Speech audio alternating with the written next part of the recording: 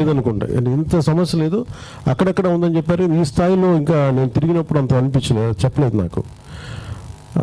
వచ్చిన తర్వాత మరి లాస్ట్ ఎలక్షన్ టైంలో చెప్పారు, గుర్తు దృష్టిలో ఉంది. అంటే దీనికి ఒక పర్మనెంట్ సొల్యూషన్ వెతకాలని ఈ పర్యటన వెనక ఉద్దేశం. నా కలెక్టర్ గారితో మాట్లాడుతుంటే కూడా బ్యాక్ వాటర్స్ ఇవన్నీ చాలా అన్ఎక్స్ప్లోర్డ్ ఏరియా కోనసీమ అంతా. దీన్ని ఉపాధి పరంగా అందరికీ ఏమేం చేయగలం, మేజర్ ఉపాధి కొబ్బరి తోటలు.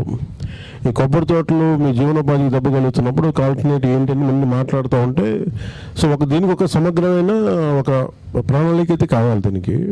దాంట్లో బాగా నేను ఏమడుతుంటే అసలు సమస్యని మూలాల నుంచి అర్థం చేసుకుంటే తప్ప దీనికి పర్మనెంట్ పరిష్కారం వెతకలేం, శాశ్వత పరిష్కారం. సో ఏదో నేను పైన వచ్చి 19 కోట్లు 20 కోట్లు ఇవి ఇచ్చేసి, లేదంటే మీరు చెప్పినట్టు GST ₹1 కోటి పోద్ది, సరిపో డబ్బులు, మీరు నన్ను సినిమాలు చేయమన్నారు. మరి ఇదే ఆయన గత ముఖ్యమంత్రి అడగలేకపోయారు, ఆయనకి అది ఇంకా వాళ్ళ దగ్గర ఎక్కువగా ఉంటాయి, నా దగ్గర ఉంటాయి అంటే అలా కదా. అంటే ఇవన్నీ ఏంటంటే సరదాగా జేబులోంచి ఇచ్చేవి కాదు, కానీ దీనికి ఒక శాశ్వత పరిష్కారం వెతకాలి. ఏ సరదాగా కూర్చోటి మీ చేత చప్పట్లు కొట్టించుకోవడానికో, లేదంటే ఇప్పుడు బాగా మాట్లాడితే మళ్ళీ ఓట్లు వేస్తారని కాదు. సమస్య నేను ఓడినా గెలిచినా ఈ రాజ్యాంగం ఈ దినోత్సవం రోజున, ఆవిర్భావ దినోత్సవం రోజున మీ అందరికీ రాజ్యాంగ ఆవిర్భావ దినోత్సవ శుభాకాంక్షలు మీ అందరికీ. నాకేదో పుస్తకం చదువుతూ ఉంటే 50 తర్వాత మనకి ఇవన్నీ వచ్చినప్పుడు, రాజ్యాంగం వచ్చిన తర్వాత అసలు ఎక్సర్సైజ్ చేసింది ఎవరు రాజ్యాంగాన్ని అని అంటే, మీలాంటి ఒకడు ఎమినెంట్ లాయర్స్ వీళ్ళందరూ గొప్ప గొప్పలు దాన్ని అర్థం చేసుకున్నప్పటికీ అసలు కోర్టులని మా హక్కు ఇది అని చెప్పడానికి ఇలా మీలాగా సమస్యలు చిన్న, అంటే కరెక్ట్ చెప్పాలంటే ఒక ముస్లిం మతానికి చెందిన ఒక అతను కూరగాయల కొట్టు గురించి అతను వెళ్ళే ఉంటారు కోర్టుకి, అంటే నాకు హక్కు ఉందని చెప్పడానికి, దట్టు విభజన సమయంలో. అంటే రాజ్యాంగం మీకు అంత భరోసా కల్పిస్తుంది. సో అలాగే ఇది you are entitled to have right to live, మీకు ఉపాధి అవకాశాలు బలంగా ఉండాలి, అది మీ హక్కు అది.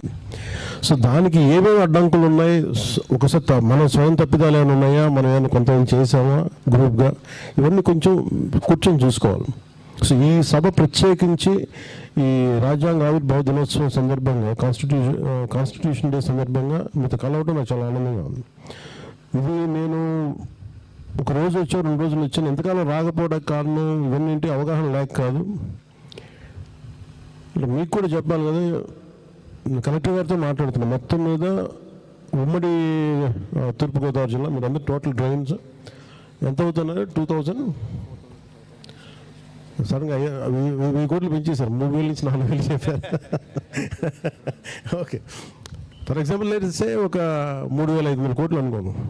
అంటే మొత్తం ఉమ్మడి గోదావరి జిల్లా ఈ లంక గ్రామాలన్నింటికి, మన కోనసీమ అన్నింటికి కలిపి ఒక 4000 కోట్లు డ్రైన్ని ఆధునీకరించడానికి, పూడికలు తీయండి లేదంటే మిగతా ఏమేం చేయాలో వాటన్నిటి చేయడానికి. దాంట్లో ముఖ్యంగా మనకి యుద్ధ ప్రాతిపాదికన చేయాల్సింది మన శంకరగుప్తం డ్రైన్ చేయాలి. దీనికి 22 కోట్లు. నేను ఏమనుకున్నానంటే మీతో మీ అందరితో చెప్పడానికి, కొబ్బరి చెట్టు గురించి ఇదే చెప్తాను. ఇంటికి పెద్ద కొడుకు లాంటిది. అంటే కొడుకు ఎంత సంపాదించలేదు తెలియదు, కానీ కొబ్బరి చెట్టుని కరెక్ట్గా కాపాడుకుంటే అది మీరు అన్నట్టుగా ఇది 100 సంవత్సరాలు 40 సంవత్సరాలు 100 సంవత్సరాలు బతికే చెట్లు ఇవన్నీ ఉన్నాయి. ఇది నిరంతర ఆదాయం కనీసం మీరు చెప్తున్నట్టుగా 20,000 రూపాయలు ఎంతో నెలకు వస్తుందని చెప్తాను. ఒక 15 సెంట్లు భూమి ఉంటే, అలాంటిది ఒక ఎకరం ఉంటే ఎంతో 2,4 లక్షలు వస్తా, 2 లక్షలు వస్తాయి. ఖర్చులన్నీ పోను సంవత్సరానికి కదా చెప్పారు. సో ఇంత ఆదాయ మార్గం ఉన్నదాన్ని దీనికి ఏం చేయగలమని ఆలోచిస్తాం. దీనికి మన ఇరిగేషన్ మినిస్టర్ గారు వచ్చినా, లేదంటే మన అగ్రికల్చర్ మినిస్టర్ గారు వచ్చినా, వీటన్నిటికీ నేను మీతోటి ఒక శాశ్వత పరిష్కారం వెతకడానికి చేస్తున్నాను. ఈరోజు శంకరగుప్తం ట్రైన్కో లేదంటే 22 కోట్లు ఇవ్వడానికి కాదు, పర్మనెంట్గా కోనసీమకి ఇది అంటే నేను చాలాసార్లు మాట ఇచ్చాను, దీని మీద పని చేస్తాను.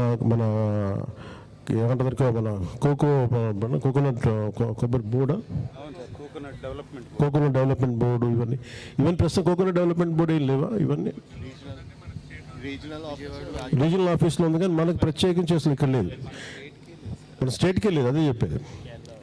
సో కేరళ అదే సెంట్రల్ బోర్డు మనకు ఉంది తప్ప మనకి మనం పెట్టుకోలేదు దీని మీద, అదే చెప్పారు. అంటే ఇంత పంట ఎన్ని ఎకరాలు ఉంటుందండి మొత్తం మీద టోటల్గా? అలాగే ఇది మీరు రాజోల గురించి మాట్లాడుతున్నారు, టోటల్గా కోనసీమలో ఎంత ఉంటుందండి? 25,000 సార్, ఇంక్లూడింగ్ 3,000తో సహా అన్నిటి కలిపి ఎస్పీఎల్ ఈజ్ కదా.